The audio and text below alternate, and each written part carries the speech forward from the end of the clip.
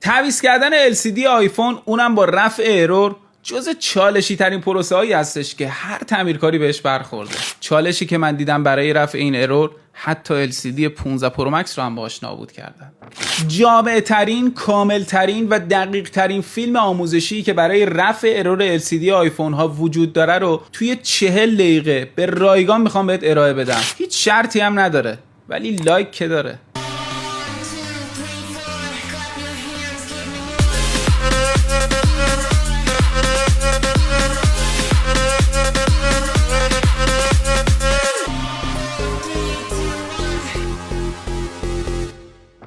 سلام و درود فراوان خدمت دوکیفونی عزیز. بنده سدرزا حسینی هستم. این مجموعه دوکیفون هستش. این بار هم در خدمت شما هستیم با یه آموزش از سلسله آموزش هایی که توی حوزه محصولات اپل خدمتتون به صورت رایگان داخل پیجمون ارائه دادیم. این بار هم یه چالش خیلی بزرگی که خیلی از دوستان دارن اینه که میخوان LCD رو تعویض بکنن از آیفون X, XS, XS Max تا آیفون 13 پرو مکس. میخوام ارور خلاصه صادر نشه. حالا بعضی از اون آیفون هایی که LCD رو تعویض میکنی و اون ارور میاد، حالا X رو در خاطر ندارم، XS و XS Max رو در خاطر ندارم که اون ارور میومد یا نمیومد، فکر میکنم میومد.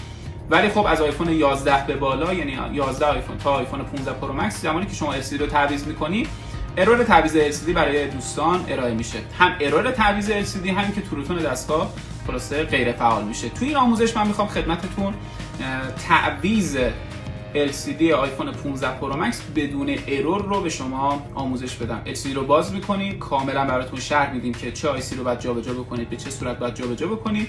ادامه ماجرا و عرض کنم خدمتتون که چطوری ارور LCD رو به صورت کامل برطرف بکنید. تورتون هم چیز خاصی نداره. شما نیاز دارید که ماژولش رو داشته باشید، ماژول V1S رو داشته باشید، V1S پروش رو داشته باشید یا محصولات دیگر رو داشته باشید. از قبلی رید بگیرید، به بعدی رایت بکنید. البته یه شرطی هم داره که اون شرط رو هم حتما داخل فیلم خدمتتون ارائه میدم که توی خلاصه ذهنتون داشته باشید. اینم LCD 15 پرو مکسی هستش که خود دستگاه فکر می‌کنم 60 میلیون 70 میلیونه، 30 میلیون 34 میلیون تومان فقط پول LCD شه. مراقب LCD هاتون باشید. ادامه ماجرا رو ببینیم وضعیت از چه قراره. LCD رو باز می‌کنم، شرح کامل رو خدمتتون میدم.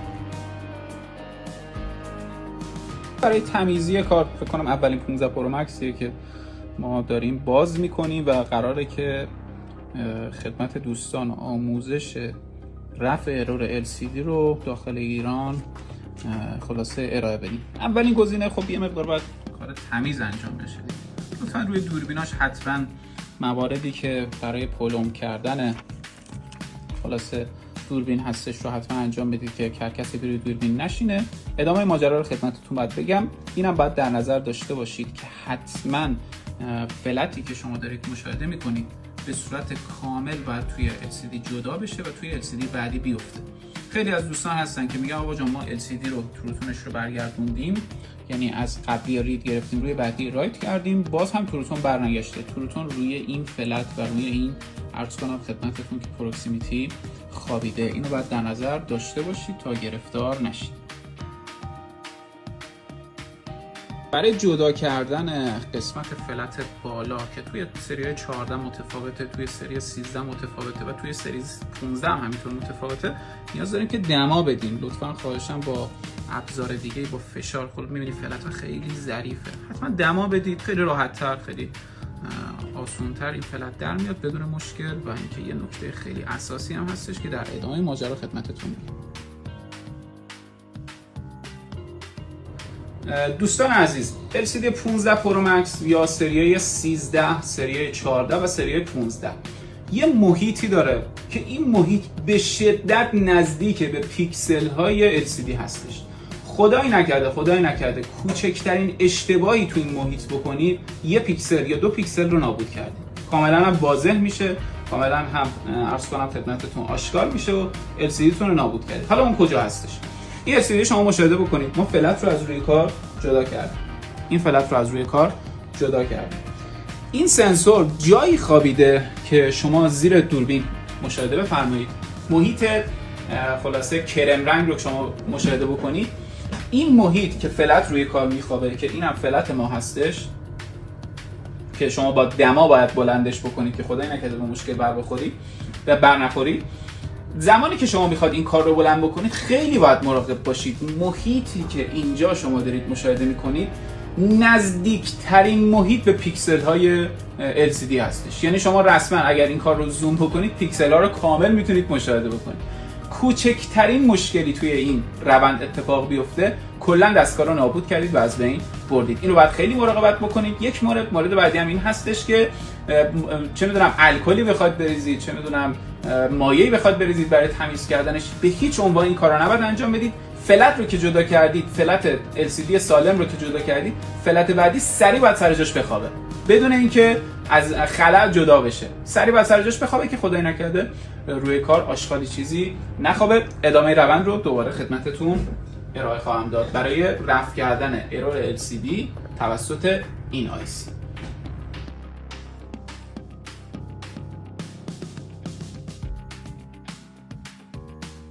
سلام دوباره خدمت همراهان گرامی مجموعه دوکی تولز و همکاران عزیز. با شما هستیم درباره برطرف کردن ارور LCD های سری های XS به بالا.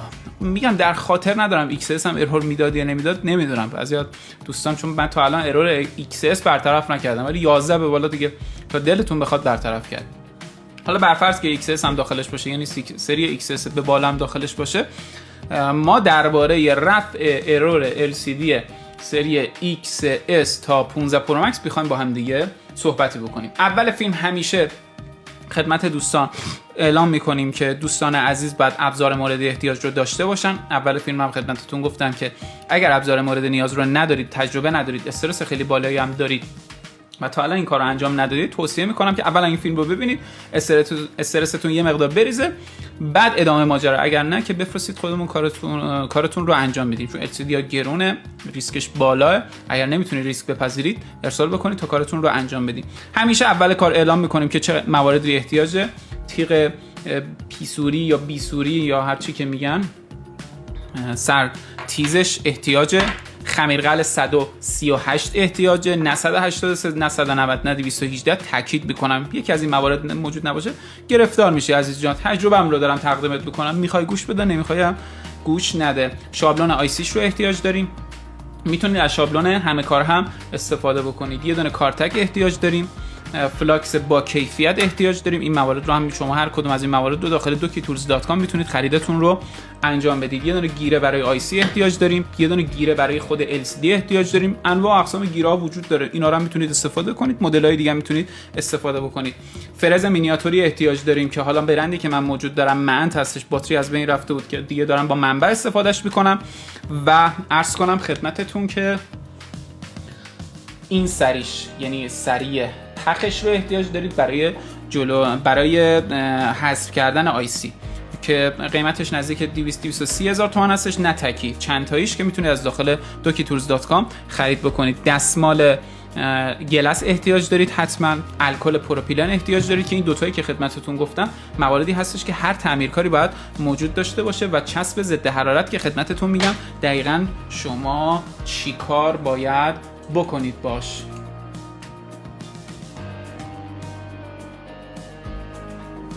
خب ضبط ویدیوم انجام شد. اولین گزینه روی LCD جدیدمون، یه تاکیدم خدمتتون بکنم، قبل از اینکه این آیسی جابجا بشه باید تورتونتون هم برگردونید توسط ماژول هایی که توی JC موجوده، توی برندهای دیگه موجوده. حتما باید تورتون برگرده و این فلتی هم که شما دارید مشاهده میکنید حتما باید مال خود دستگاه باشه، جزء قطعات یونیک هستش. اگر از بین بره به مشکل برمیخورید. یک مورد بعدی هم این هستش که شما ماژولش رو هم میتونید، ماژول JC گفته که ماژول های 13 پرو و پرو مکس، 14 پرو و پرو مکس به 15 پرو و پرو مکس هم میخوره. یعنی اگر این ماژول رو دارید که هیچ، اگرم ندارید از داخل سایت ما dokitools.com خرید بکنید تا موردتون برطرف بشه. این ماژول هم داخل پیج موجوده. به همین صورتی که دارم خدمتتون نشون میدم ما چسب ضد حرارت میزنیم. برای چی چسب ضد حرارت میزنیم؟ چرا از چسب دیگه استفاده نمی‌کنیم؟ چرا؟ چون که یک کلفتی خاصی داره، یک ضخامت خاصی داره. زمانی که ما میخوایم با دور بالا با فریز مینیاتوری آیسی رو بتراشیم، خدای نکرده دستمون در نره به جای دیگه بخوره. LCD هم LCD حساسیه، رقم LCD بالاه، و باعث نشه که LCD طرف مقابل نابود بشه. این ریسکا رو هم به شما باید در نظر داشته باشید. پس برای اینکه ریسک رو کمتر بکنیم از این چسب دور کار استفاده میکنیم. خب چشم من یه مقدار اذیت میام به این حالت، درسته؟ شماره هم درست کردم. شروع میکنیم به تراشیدن. اینجاشو شاید تند بکنم دیگه، ببینید دیگه دقیقش رو ببینید. احتمال داره کاملش رو هم داخل یوتیوب هم بذارم. ببینید من LCD رو چطوری گرفتم. من LCD رو به این حالت گرفتم، فرز مینیاتوری من به این حالت گرفتم. اگر به این حالت من بخوام این کار رو انجام بدم، دقت نظری روی آیسیم ندارم، نمیدونم چقدر رفته پایین. ولی اگر بخوام از لوپ استفاده بکنم، LCD رو به این حالت میگیرم، فرز مینیاتورم به این حالت میگیرم و تراشم رو انجام.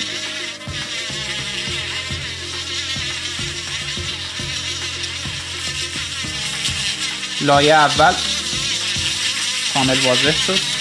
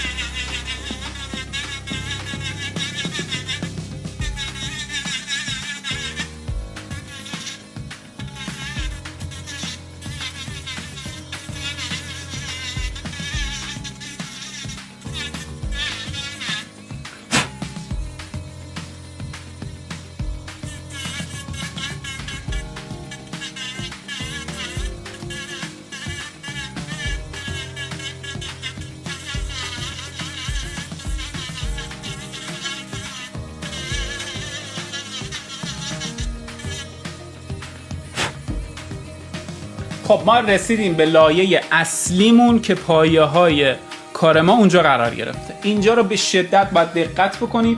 فرز مینیاتوریتون هم توی ردیف 1 باید قرار بدید، یعنی پایین ترین سطح دوری که موجود داره. به آرامی تمامی لایه هایی که به سطح 1 چسبیده رو چیکار میکنید؟ جدا میکنید. زمانی که توپیا مشخص شد دیگه اون لایه ها رو دیگه زیاد ادامه نمیدید، یه نرمی روش میرید. میبینید یه حالت مسی مانند هم داره. اون مسیش رو از دست داد، دیگه نیاز نیست جلوتر برید.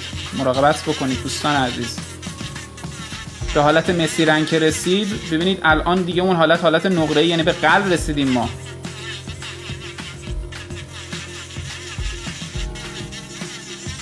دیگه قلب رو جلوتر نمیریم. چرا؟ چون که میرسیم به پایه ها و اینجا خطرناکه.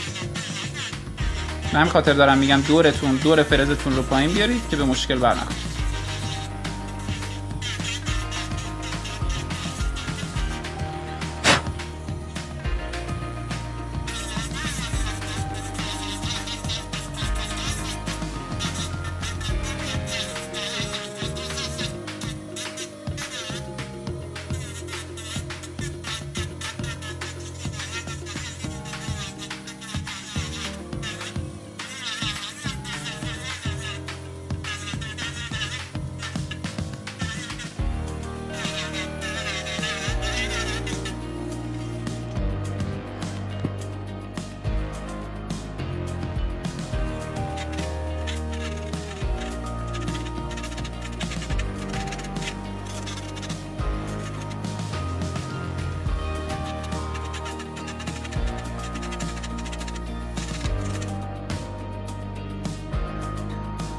خب دوستان عزیز، به این حالتی که شما دارید مشاهده میکنید رسید. دیگه اینجا احتیاج داره که یه مقدار احتیاط بکنید و با احتیاط خیلی خیلی بالا جلو برید. یه تیکه ما فلاکس میزنیم، کوبیمون رو ور میداریم،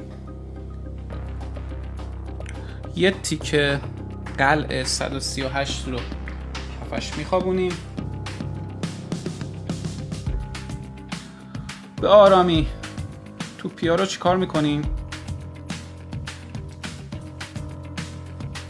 پاکسازیش رو انجام میدیم.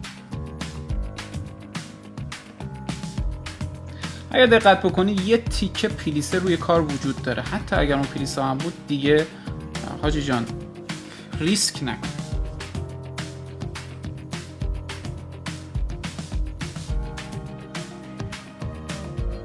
من اینا رو بردارم، حالا اگه بعدش احتیاج شد بازم میذاریم.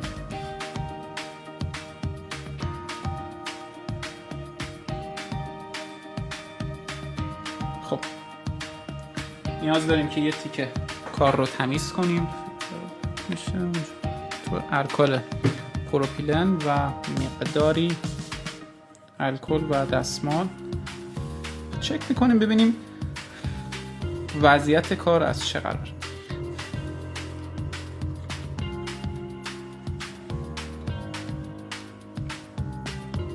خب توی وضعیتی که من دارم میبینم وضعیت بدک نیست، خوبه، اما میبینید یه مقدار من چسب زیادی توی کار موجود دارم. پس چی کار میکنم؟ سعی میکنم که این رو با احتیاط چسب هایی که یه مقدار بیشتره برای اینکه آیسیمو بخوابه رو چیکار بکنم؟ حذف انجام بدم.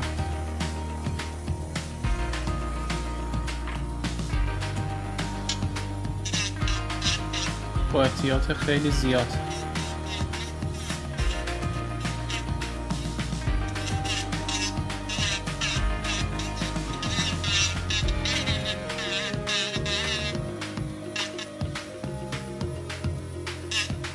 کف کار رو چیکار میکنم؟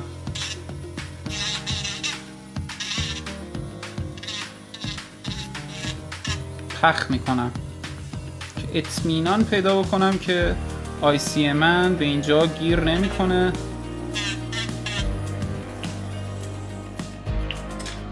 مشکلی رو برای کار من ایجاد نمیکنه.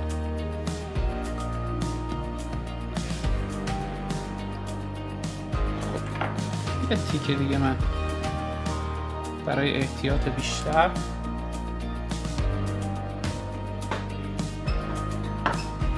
از 138 استفاده میکنم.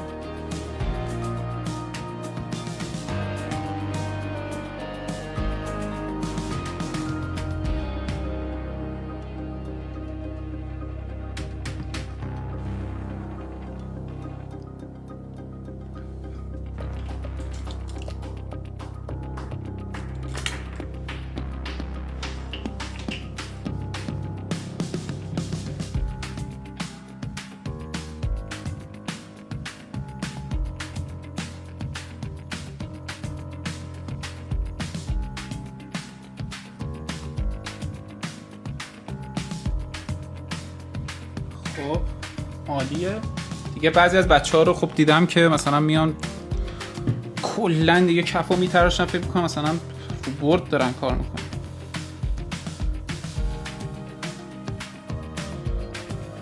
نه عزیز جان، این LCDه، مراقبت بکن.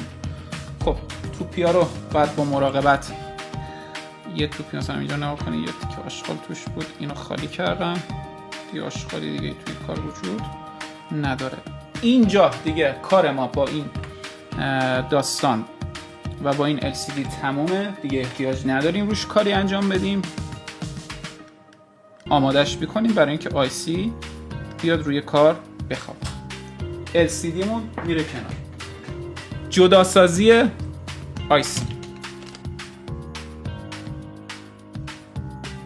یک کار بسیار خطرناک و بسیار بسیار بسیار بسیار حساس که دوستان باید دقت کنن، دقیقاً سر جاش قرار بدم. خب نیاز داریم که از هیتر استفاده بکنیم دیگه. این LCD نابودیه. دمایی که استفاده میکنیم 290 باد 50 هستش. دور کار رو میخوام چیکار بکنیم؟ آشغالاش رو ببریم.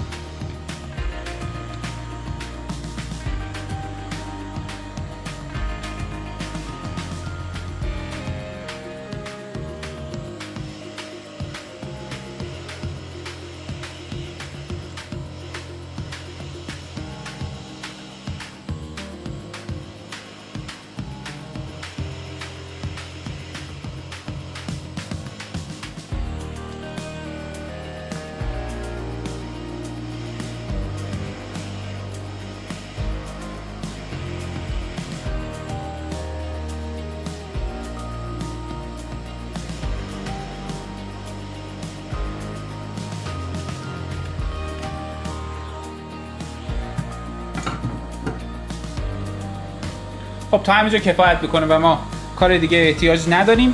توی این حالت دو تا گزینه وجود داره برای بلند کردن این آیسی. یا میتونید از هیت استفاده بکنید برای اینکه این آیسی بلند بکنید، یا اینکه میتونید از هویه استفاده بکنید. دوستان عزیز این آیسی یونیکه، به شدت حساسه. عرض کنم که گویلی هستش، داخلش آیسی های متفاوت و خازن های متفاوت به کار برده شده. احتیاط بکنید و با هویه کار رو بلند بکنید. حالا چطوری؟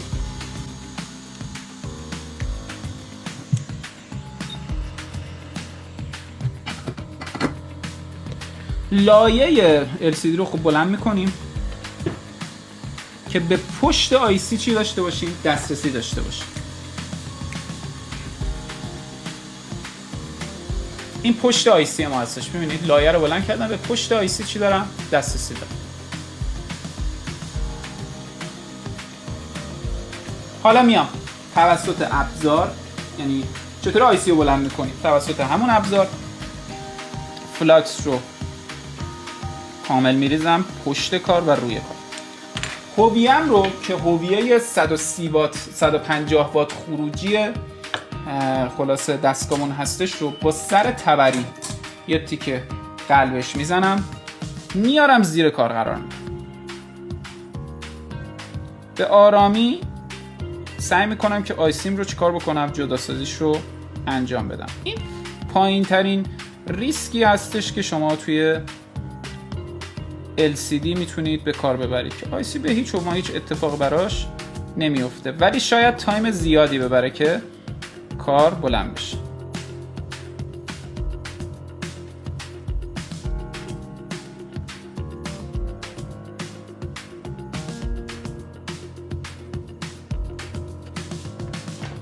دیدید آیسی به راحتیه هرچه تمامتر بلند شد بدون اینکه به آیسی صدمه‌ای وارد بشه. این آیسی حساسیه، بعضی از دوستان دقت نمی‌کنن و اینکه با هیتر بلند میکنن. من نمیگم کار اشتباهیه، خب دوست عزیز با هیتر دوست داره استفاده میکنه و اینکه اطمینان داره که هیچ اتفاقی براش نمیفته، ولی خب برای اینکه شمایی که اول کار هستی اصلا پیشنهاد این مورد رو نمیدم که از این کارا بخواید انجام بدید. خب مرحله بعدی تمیزکاری آیسی. خیلی مراقب باشید وقتی میخواید گیرتون رو ببندید. این آیسی گویلیه، فشار بهش نیارید. زیاد اینطوری فشار میدن آیسی رو میخوان کیپ بکنن، دوست عزیز آیسی نابود میشه، از بین میره. هر چیزی که باشه تاپ برمیداره. خیلی با احتیاط در حد اینکه یه تیکه بگیره. خب کفایت میکنم، شما دارید میبینید.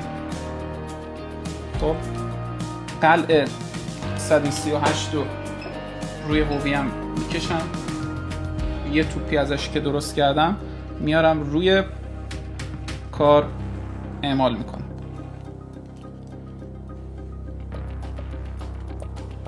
روی کار که اعمال شد میرم سراغ جداسازی چسب‌های روی کار. 290 باد 50، بیشتر از اون احتیاج ندارم. تیغ 207 هم 208 هم احتیاج داریم.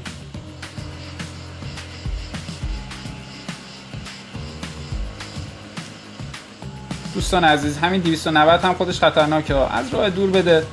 چسب بلند شد دیگه اونجا رو نمیخواد کاری بکنی، بازی در بیاری روش. خب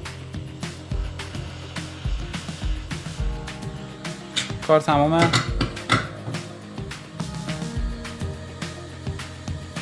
بلندش میکنم، بزنمش رو کار. مرحله بعدی تمیزکاری. الکل پروپیلن میریزم،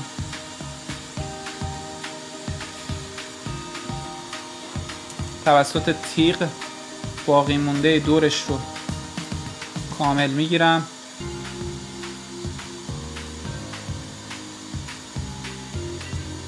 هیچ چیزی نمیذارم بمونه.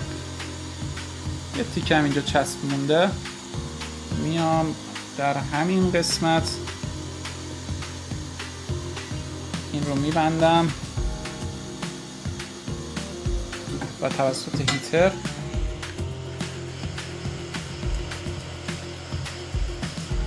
مقدار چسب باقی مونده‌ام حذف میکنم. قلکشی نمی کنم اینو بابا، 138 قلکشی نمیخواد. یه توپی بزرگ و کوچیکم بود هیچ ایرادی نداره. این آیسی مون.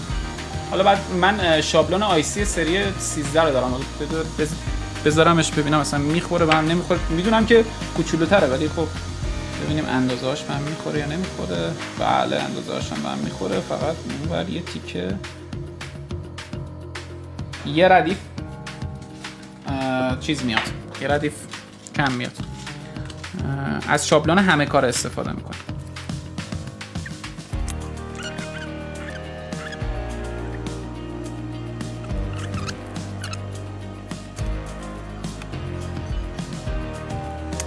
خب ما از همین شابلون استفاده میکنیم با خمیرقله 138. یه ردیف آخرش رو خودمون چیکار میکنیم؟ توپی سازی میکنیم، میذاریم سرش.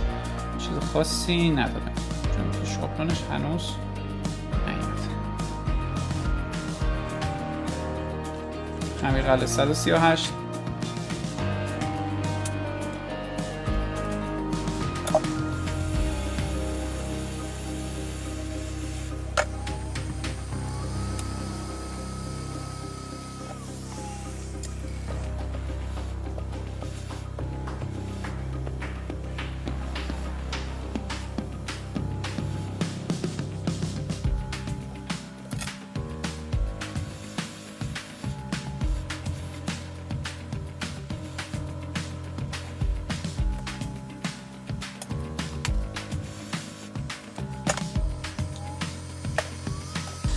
خب توپی سازیمون کامل شد. میایم اون قلهای باقی مونده رو چیکار میکنیم؟ حذف میکنیم که اذیتمون نکنه. اطمینان پیدا بکنیم که همه کار سر سلامت هستش، میگیریم برای جایگزینی.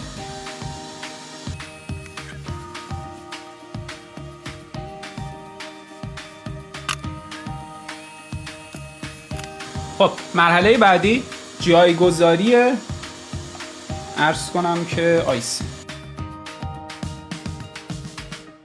دو تا حالت داره، میتونید از هیتر استفاده بکنید، میتونید از هویه استفاده بکنید. ولی خب اخلاق منو میدونید که من به شدت با کارهای پر ریسک مشکل دارم. تا قبل از این هم خودم از هیتر استفاده میکردم، ولی الان پیشنهادم به شما اینه که از هویه استفاده بکنید. حالا به چه صورت؟ آیسی رو سر جاش میخوابونیم. باید اطمینان پیدا بکنیم که آیسی که داریم میخوابونیم دقیقاً سر پایه‌اش قرار گرفته. به چه صورت؟ اولا که یه نقشه ای از قبل باید توی ذهنمون داشته باشیم. در ثانی از این حالت با آیسی نگاه میکنیم.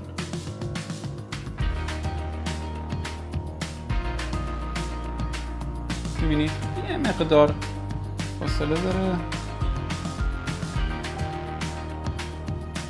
اونم به نظرم دقیق سر جاش. خب آیسی دقیق سر جاشه.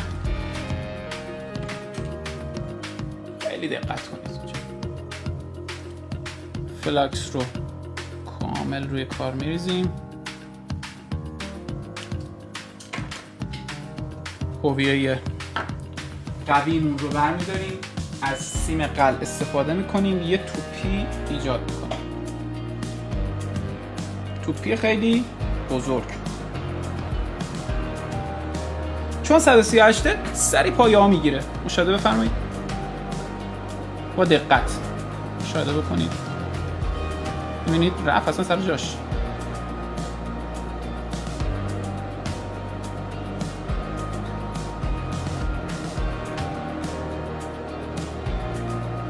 تموم شد و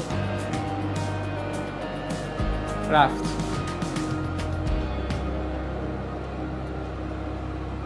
این آیسی الان سر جای خودش. تمیزکاریش میکنیم.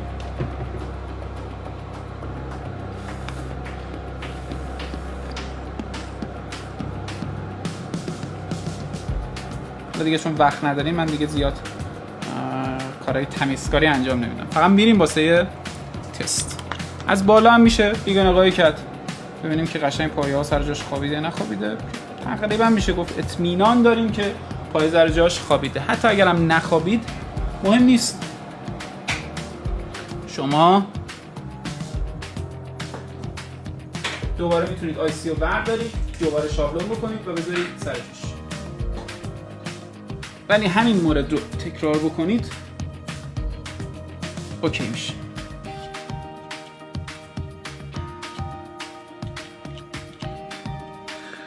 برای احتیاط هم حتما دستتون رو آیسی باشه. طبق همین گزینه‌ای که شما دارید می‌بینید من دستم رو آیسیه. باتری رو سر جاش میزنم، روشن میکنم. اگر متوجه شدم زمان روشن شدن آیسی داره داغ میکنه، سریع باید باتری رو جدا بکنید، آیسی رو جدا بکنید، دوباره همین روند رو ادامه بدید. احتمال اینکه پایه‌هاتون به هم دیگه چسبیده باشه بسیار زیاده. الان هیچ داغی توی آیسی اتفاق نیفتاده. LCD هم سر و سلامته. میخوام چک بکنم.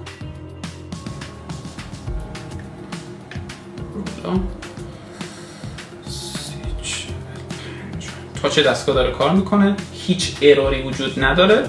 شاید بفهمید اون مسیج فیل داره. دوربین این دستگاه هم ایراد داره، ولی ما میخوام LCD رو چک بکنم. توی جنرال میریم قسمت ابوت، کامرا ارور. هیچ اروری از LCD شما توی این محصول وجود نداره و تروتون دستگاه هم برگشته. این هم از روند کامل جابجایی آیسی از آیفون XS تا آیفون 15 پرو مکس بدون مشکل، بدون ریسک، سریع و عرض کنم که اول کار اگر باشید چه میدونم 5 دقیقه 10 دقیقه بیشتر شاید طول بکشه، بعدش دیگه دستتون میاد سریع این کار رو انجام بدید. احتیاط شرط عقله. من هیت میدم 500 میزنم فلان، از این کارا نکنید. و اینکه خودتون رو اذیت نکنید. بنده سید رضا حسینی هستم. این مجموعه دوکیفونه. اگر حال کردین برای اولین باری که توی ایران داره اتفاق میفته که این به این حجم داریم با فیلم برای شما تولید میکنیم. اگر حال کردی یه لاک بکوب.